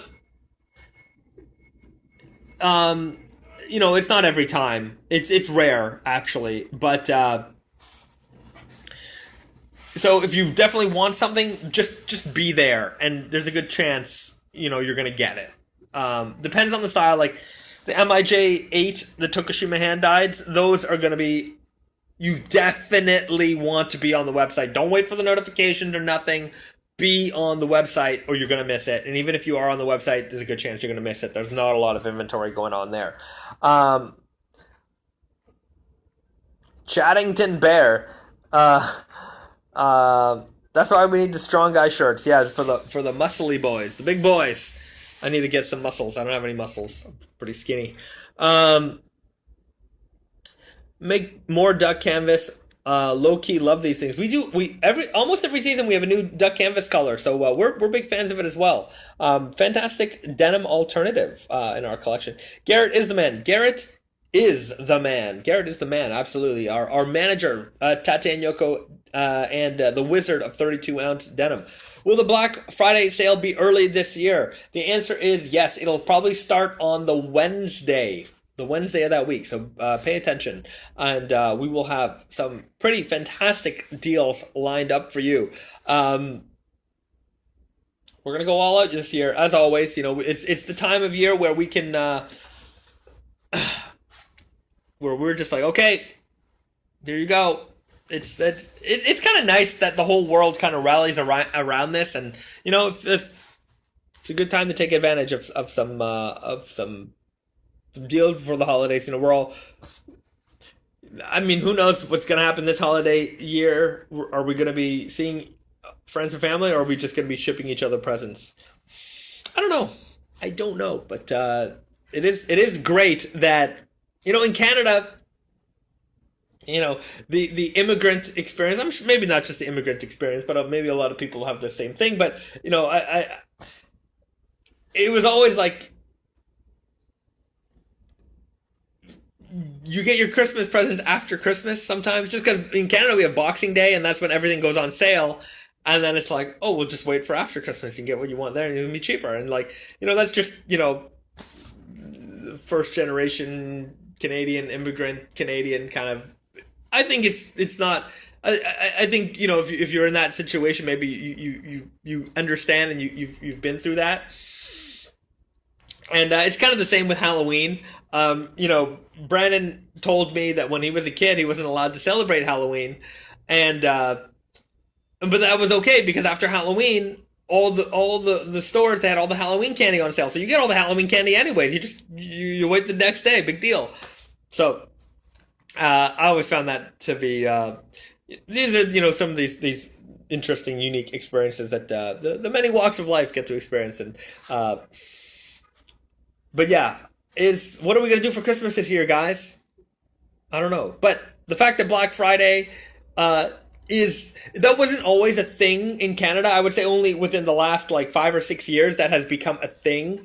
So to get the deals before Christmas, so you can save a little bit of money on those Christmas presents, that's I think that's very nice because when I was a kid, you save the money after Christmas.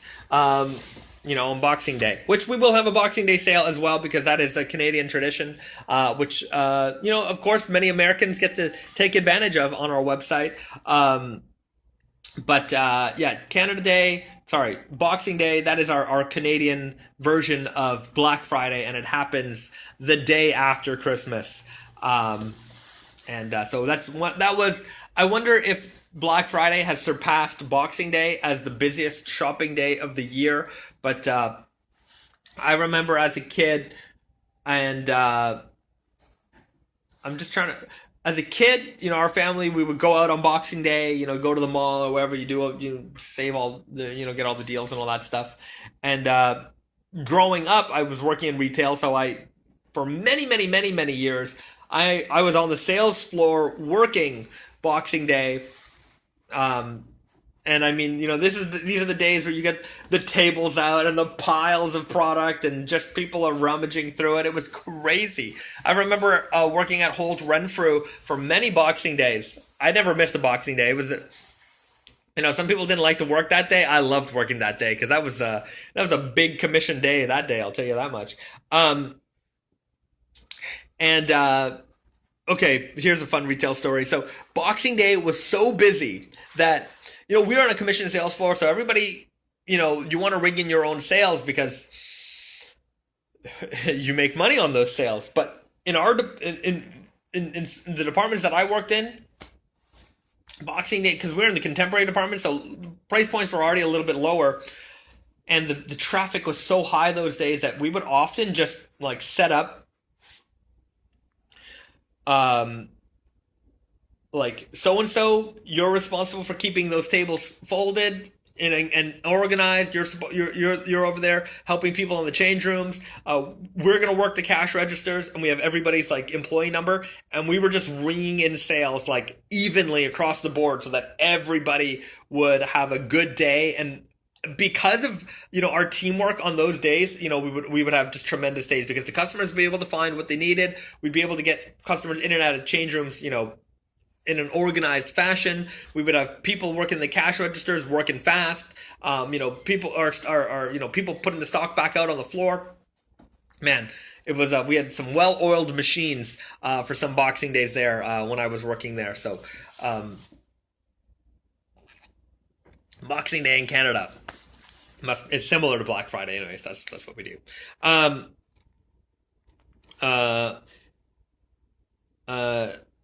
Okay, I'm scrolling down a little bit. Boxing Day is more calm than Black Friday. It can be, maybe because we see all those videos of people like trampling each other for a TV, but I think aside from the extreme craziness that goes on Black Friday on those on the news, whatever they like to show, it can be pretty nuts. I mean, if you've ever worked a Boxing Day, it's just, especially in apparel, I'm sure at electronic stores too, it is just waves and waves of people all coming in, whether they're gonna shop, they just want to check out the deals, who knows. Walmart might be closed this year for Black Friday. Yeah, maybe. I mean, with the I don't know what the public health guidelines are in Canada specifically for retail stores, how many people could be in there or not. Like, it's obviously not gonna work with mass waves of people coming in. So, obviously online is gonna be the way a lot of people are gonna do their shopping for that. I remember a couple years ago, it was the first time I went out on a Boxing Day to go shopping, and I went to a computer store in Montreal to go and buy some computer stuff that was on sale. But I personally avoided the shopping on Boxing Day as an adult. I haven't, like I said, I've only been out once in recent years, ever since I wasn't working on the sales floor anymore as my full-time gig. But yeah, that's actually how Black Friday is at every Walmart until they change their policies. Dangerous. They had to make one long line that snaked through every area of the store to keep people from trampling each other. Yeah, it's amazing what people will do to each other for a deal on a TV. Yeah, I mean, you watch those videos and they're nuts. I hope that that's not every place. I mean, if I don't suspect it is, but if you're yeah, I mean, people dogpiling for a TV, but that stuff used to happen for kids' toys. Trying to get a Furby or a Tickle Me Elmo or one of those things. People used to get violent over that stuff, man. I wonder if Floyd Mayweather celebrates Boxing Day. Every day is Boxing Day for Floyd Mayweather. Mayweather fan. I like Mayweather. I think he's. Anyways, I'm a fan. But there's that Mike Tyson fight coming up. I'm looking forward to seeing Tyson back in the ring. I used to watch all those Tyson pay-per-views when I was a kid. I remember when I was a kid, I used to do this program where we used to swim with people who were victims of strokes, and my guy who I used to go swimming with,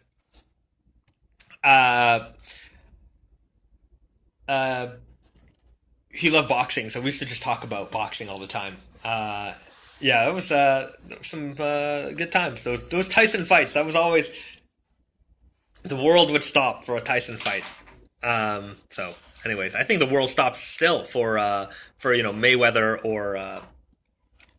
or Mike Tyson's gonna be back in the ring again. Who do we got? We have I heard a Conor McGregor Manny Pacquiao fight is happening. That'll be pretty crazy.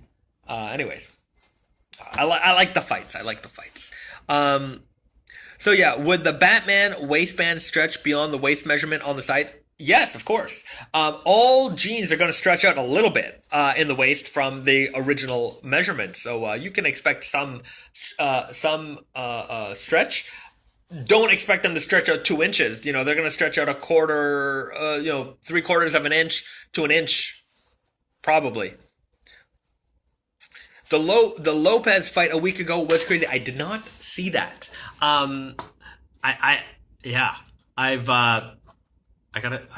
Who have I been watching recently? What's his name?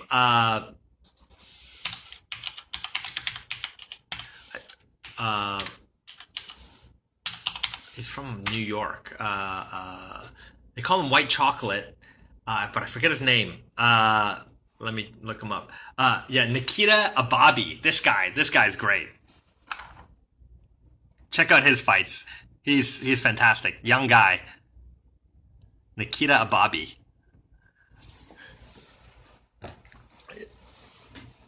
Yeah, here. White Chocolate is must see entertainment. His fights are great. You got to check him out. Nikita Ababi. Anyways, I've run across a lot of topics today. Let's wrap this live stream up with a little bit of snack time. I don't have a lot of snacks in the house right now because we're working through them because we're going to be away for some time. He should fight Logan Paul. Ababi versus Logan Paul. That would be entertainment for sure. Risa, what do you think we should do today here in Snackland? That's right. Risa brought these.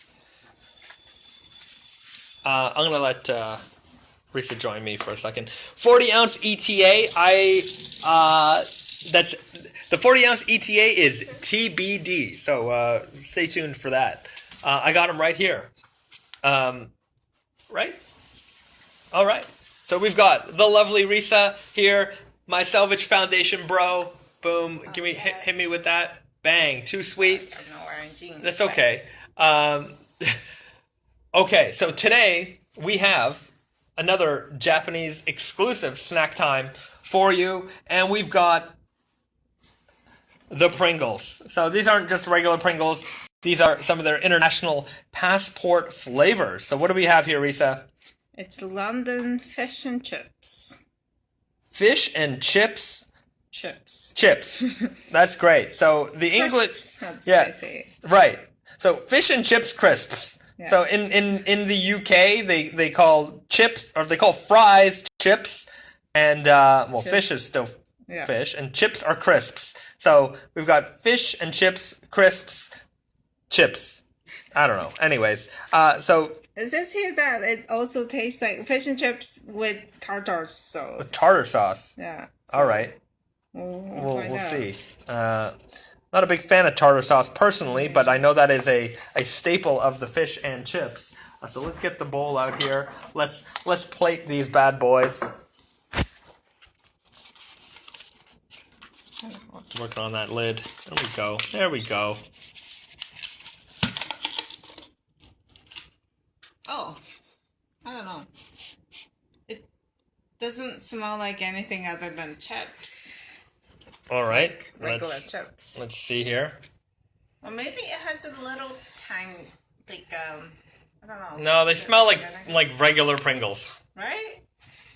Yeah, they smell like, the red can original Pringles. Okay, well, let's plate those out. Okay. Do these look small to you? Yes. They are smaller. I don't know if it's here in Japan. I don't remember eating a lot of Pringles here before, but it is smaller compared to Canadian or American Pringles. Right, this is a tiny looking chip. So, anyways, it looks like a Pringle. It is... I don't really see any flavoring on here that is going to be distinctive. Doesn't everyone call fish and chips? Wait, doesn't everyone call fish and chips? Yeah. No, we're so these are Fish and chips flavored potato chips. crisps. So in the UK, in a lot of, I don't know a lot about in Europe, but I know in the UK they call chips crisps. So these would be fish and chips flavored crisps, whereas we call, like, what they call chips, we call French fries or fries. So yeah, there's a lot of crossing of words with meanings here. In Mexico, it's probably called el fish ya chips. Right. Anyways, we call it fish and chips as a, like, if you were to get fish and chips in Canada or in the States or anywhere, you're still going to call it fish and chips. But it's the only time you'll call fries chips in North America, whereas in the UK, they always call fries chips, and they always call chips crisps. So, anyways, what do we call what do we call chips in Canada? No, in Japan. Potato chip. Potato chip, yeah, potato chip. The Japanese for potato chip is also potato chip. So yeah. Anyways. Oh yeah. Oh wow. It has that it's just tartar sauce taste. Yeah. Doesn't taste like anything else but tartar sauce. And it tastes like fish. And it tastes like... It tastes like potato fries. Yeah. Ugh. I do not like tartar sauce. That's 100% tartar sauce flavor. I'm not even having a second one. I don't mind it. I don't like tartar sauce, but I don't mind this taste so much. It's got this, like... Tang. It's all tang. Yeah. Yeah. I don't know. It's like a sour aftertaste. No, 0% fan of this. I don't like it at all. You know, even when we have like a gross drink, I'll take a second sip. I don't even want a second sip. You have any Kit Kats? Yeah, we do. We have a whole drawer of Kit Kats. Hold on, here's our drawer of Kit Kats. So that was the cheesecake flavor. Cookies and cream. This is like a sweet potato. Yeah, sweet potato. What's this one? Ocean salt. Did we try this? Yeah, we must have tried it. This one's like a luxury Kit Kat. Maybe we can try this. Ruby chocolate. What's that? Chestnut. Oh, chestnut. Very seasonal. Okay, that's very appropriate for the time of year. Right. So yeah, we have all the Kit Kats. We are... We're hoarders of these products. So let's give these a try if you'd like to see. Green tea and strawberry Kit Kats from Japan equal goat. Oh, you know what? The thing is, like, the strawberry and the green tea ones, you like Asian grocery stores across North America, they got them. But like they have a gajillion flavors here, and they're coming out like every month. There's a new flavor basically every month. But even within like strawberry, for instance, they have like regular strawberry, they have like Tochi Otome branded strawberry, they have like different kinds of brands of strawberry flavors. Yeah. Same thing with the green tea. Right. So yeah, there'll be regional ones. Yeah. Yeah. So that's interesting. You know what I find interesting also here is when you buy bananas here, they have like. Here, they have, when I would go to the grocery store in Canada, they have one kind of banana. That's it. You have one banana. Whereas here, there's like varieties of banana. They're like, okay, this banana's from this country, this banana's from this country, this banana's from this country. They have a variety of prices, and they're all measured in sweetness level.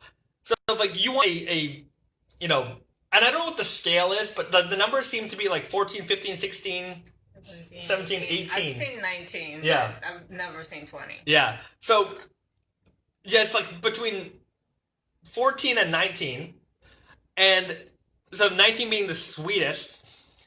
And I'm sure the scale goes. Yeah, I'm sure the scale goes highest. But like in the grocery store we have here, like you can spend like $2 on a bunch of like bananas, or you can spend like $6 on a bunch of bananas. And I'm sure the prices can go even more, but I'm fascinated by the fact that there are varieties of them. So, like, even within strawberries or any other fruit here, there's options that I never knew were options. Yeah, but also, like, we don't get strawberries off season either. So, I mean, some fruits we do, but, like, in general, like, the seasonal fruits are available in that season and in multiple different brands. But, like, it's really weird how available everything is in Canada all the time, and the same fruits, like, you know, I don't know. It's just, to me, it's a weird thing. Yeah, and when Risa says, like, brands of strawberries, it's kind of like Kobe beef as a brand. Like, that is a brand of beef. Or, like, Honey Crisps and, like, Fuji's. Yeah, variety. Like, you know, yeah. The apples. We're used to, like, apple brands in North America. Right, apple varieties. Yeah. Varieties. Yeah, so... But with other fruits, you don't really get so many varieties. Like here, you get the banana varieties, you get the strawberry varieties, you get the grape varieties. Yeah, so there's a lot of price points for the same, I guess, commodity here, which can lead to many different flavors of Kit Kats, which is how the topic started. So we've got the chestnut flavored Kit Kat, which is, you know, the flavor of the season here. It is the fall season, so let's get the bag of Kit Kats. Typical, you know, mini Kit Kat packaging. Let's open that up.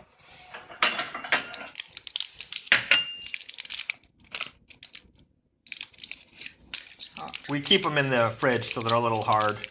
Keep your chocolate in the fridge, everybody. We got the regular and the organic fruit. Yeah. So this is, it's like a creamy, it's not like a typical white chocolate. It's a little bit more on the brown side of things. It's maybe the color here is not easily recognizable. So yeah, I mean, typical like black or dark chocolate Kit Kat, and let's give these a try.